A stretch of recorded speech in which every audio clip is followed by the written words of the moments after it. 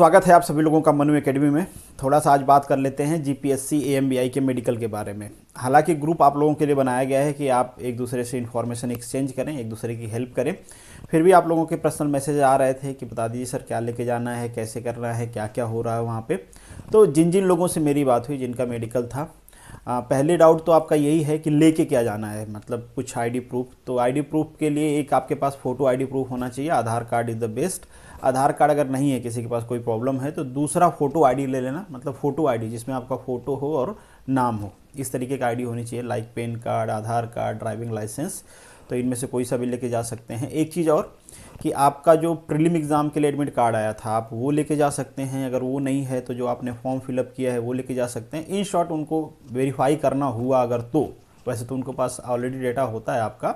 अगर उनको वेरीफाई करना हुआ तो जो आपका रजिस्ट्रेशन नंबर है फॉर्म का, एप्लीकेशन फॉर्म का, और आपके नाम से आपका फ़ोटो आईडी, ये सब वो अपने डिटेल से मैच करा लेंगे। ये फॉर वेरिफिकेशन होता है, तो ये आप लेके जाएँ तो अच्छा रहेगा। अगर कुछ भी नहीं रहेगा तो फिर हो तो जाएगा आपका मेडिकल, बट ये है कि थोड़ा आपको डांट सुननी पड़ सकती है, परेशान हो सकते हो आप। बट फ़ोटो आईडी तो कंपलसरी आपको लेके जाना ही जाना है। तो ये तो पता चल गया आपको कि लेके क्या जाना है।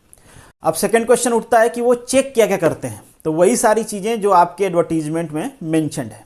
पहली चीज़, आपकी हाइट चेक किया जाएगा।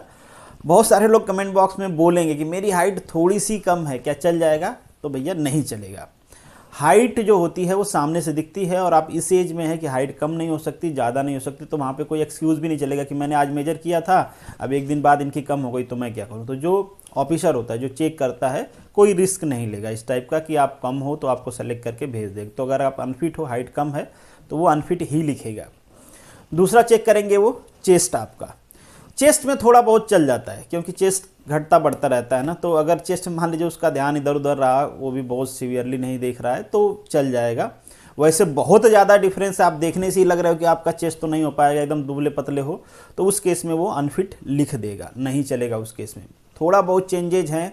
अब ये मैं एग्जैक्टली नहीं बता सकता कि कितना कम है तो वो चला लेंगे।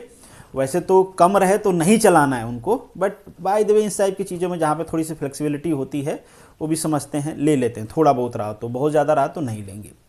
तीसरी चीज़, जिन लोगों से मेरी बात हुई, अगर ओवरवेट हो आप, तो ओवरवेट के केस में भी आपके एप्लीकेशन फॉर्म पे वो अनफिट लिख रहे हैं। तो ओवरवेट हो तो भी प्रॉब्लम हो सकती है। यहाँ भी थोड़ी बहुत फ्लेक्सिबिलिटी है। ऐसा नहीं कि एकदम आप आधा केजी ऊपर हो गया या 1 केजी ऊपर हो गया तो 2 केजी ऊपर हो गया तो अनफिट लिख ही देंगे। यहाँ भी थोड़ा बहुत फ्लेक्सिबिलिटी चलती है।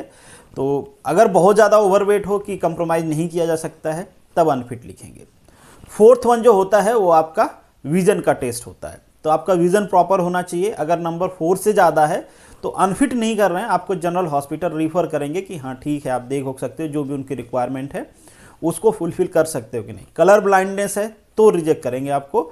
तो ये कलर ब्लाइंडनेस नहीं होना चाहिए, और जो नंबर है आपका 4 से ज़्यादा नहीं होना चाहिए। विथ ग्लास अगर आपका 6/6 आता है तो चलेगा। यहाँ पे भी जैसे कि मैंने एमबीआई के केस में भी कहा था कि बहुत स्ट्रिक्टली नहीं देखते हैं।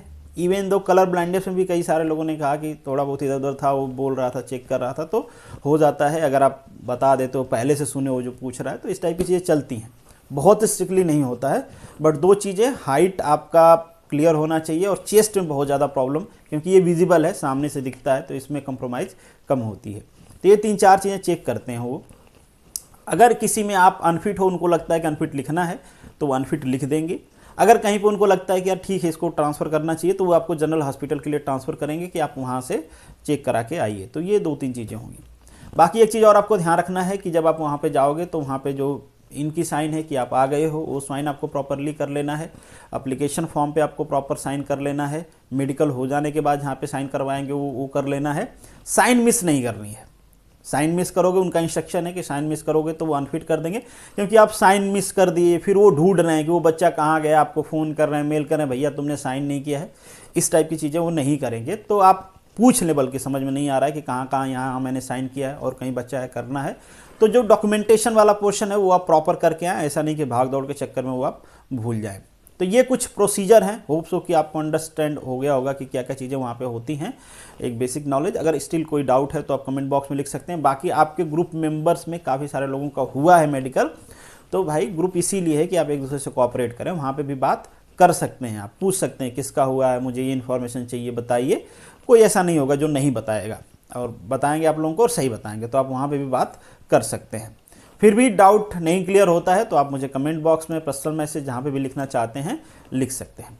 चलिए, this is the end of this video. मिलेंगे नेक्स्ट वीडियो में, तब तक के लिए अलविदा, जय हिंद।